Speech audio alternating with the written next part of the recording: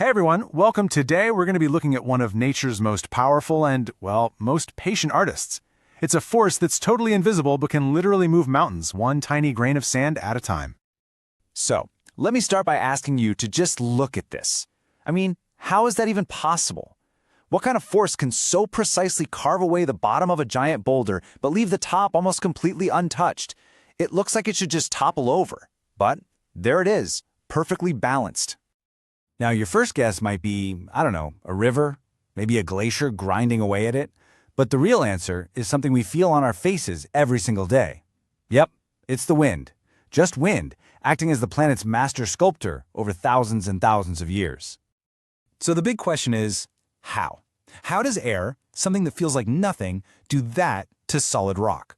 Well, before we can check out the gallery of its amazing creations, we first need to understand the artist's toolkit. Okay, so the wind basically has two main moves. The first one is called deflation. The easiest way to think about this is like a giant natural leaf blower, just picking up and whisking away all the loose bits of dust and sand. But the real carving power, the serious stuff, comes from abrasion. This is where things get interesting.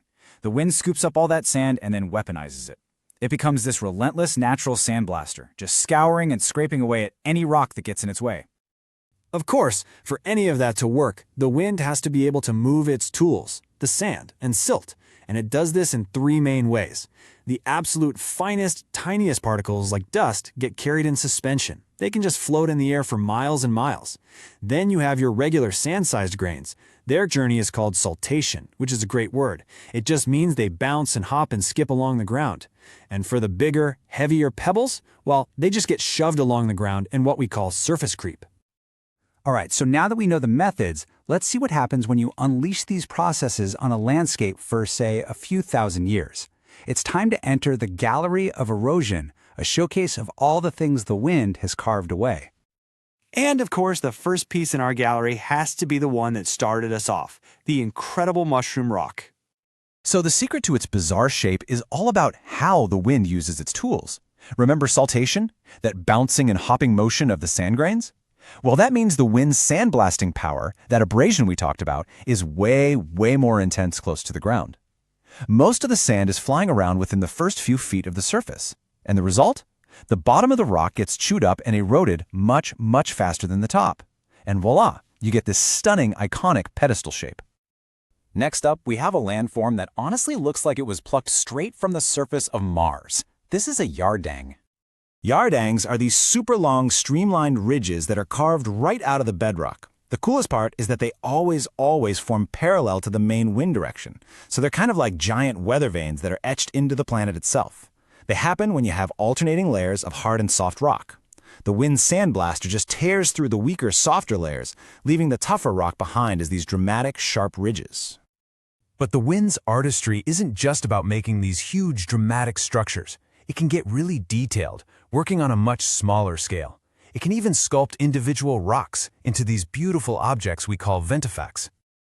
This really shows you the fine-tuning the wind is capable of. A ventifact is basically any rock that's been polished, smooth, and cut into facets by wind-blown sand. They often have these incredibly smooth, sometimes even shiny surfaces.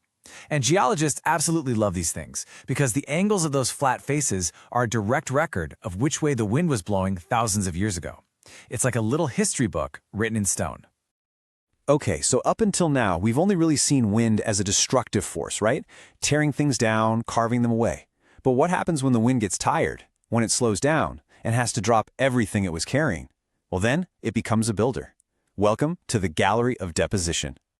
And the most famous, most iconic landform the wind builds is, you guessed it, the sand dune. The definition is pretty simple. It's a hill of sand built by the wind. But that simple definition hides this incredibly complex and beautiful story of how they're formed, how they move, and what their shapes can tell us. This right here helps us decode the secret language of the dunes. For example, if you see a crescent-shaped Barchan dune with its little horns pointing downwind, you know two things right away. The wind blows from one steady direction, and there isn't a whole lot of sand available. If the wind is still steady, but there's tons of sand, then you get these huge transverse dunes, which look like giant frozen waves on a sea of sand. And what if the wind is just chaotic and blows from all different directions? You get the magnificent star dune, A huge pyramid of sand with arms reaching out in every direction. It's amazing. But the wind doesn't just build with sand. Remember those tiny dust particles it carries way up high in the atmosphere? Well, when that stuff finally settles, it can create these vast landscapes called loess deposits. Loess is basically a thick, uniform blanket of silt and clay. These particles are so light they can float in suspension for hundreds, even thousands of miles. And this is huge for us humans. Why? Because loess breaks down into some of the most fertile agricultural soil on the entire planet. The breadbasket of the American Midwest, huge farming regions in China, they are literally built on top of ancient windblown dust. Think about that. A lot of the food we eat today exists because of dust storms that happened thousands of years ago. So we've seen what the wind can do, both as a sculptor and as an architect. But what are the perfect conditions for the wind to become the top dog, the main force shaping a landscape? Let's take a look at the blueprint. Turns out, it's a pretty specific recipe. First, you need a dry, arid climate with not a lot of plants, so the ground is left bare and exposed. Next, you need a whole bunch of loose sand and silt for the wind to use as its tools. Obviously, you need frequent, strong winds to get the whole process going. And finally, you need a lack of moisture. This is key, because even a little bit of water acts like glue, holding all those sand grains together and protecting them from the wind. You get all of these ingredients in one place, and the wind just takes over. And the one thing to really remember through all of this is that none of it is permanent. Every single gust of wind is part of this ancient, ongoing process. The landforms we see today are just a snapshot in geologic time. Which kind of leaves us with one last big question to ponder. If this is the world the wind has sculpted so far, what incredible new masterpieces will it create in the next 1,000 years?